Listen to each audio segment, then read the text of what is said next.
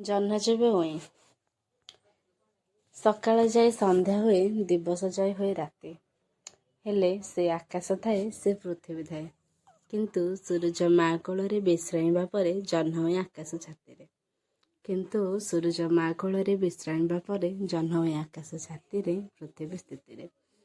ସ୍ମୃତି କିଛି ଆଲୋଡ଼ନ ସୃଷ୍ଟି କରେ, ଆଉ କିଛି ଲୁହ ହେଇ ସୁନାମିର ଶଙ୍କା ଦିଏ।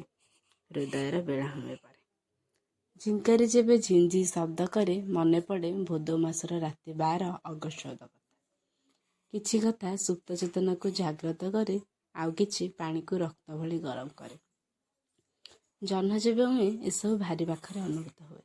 ଅତଏବ ଜହ୍ନ ହୁଇଲେ କବିଟିଏ କବିତା ଲେଖେ, ସ୍ମୃତି ଅତୀତରୁ ବର୍ତ୍ତମାନକୁ ଧସି ପଶେ, ମନ ଉପବନ ରୁଦ୍ଧ ବେଳାଭୂମି ଡେଇଁ ବହିଯାଏ କାହିଁ କେଉଁ ଦୂର ଦେଶେ।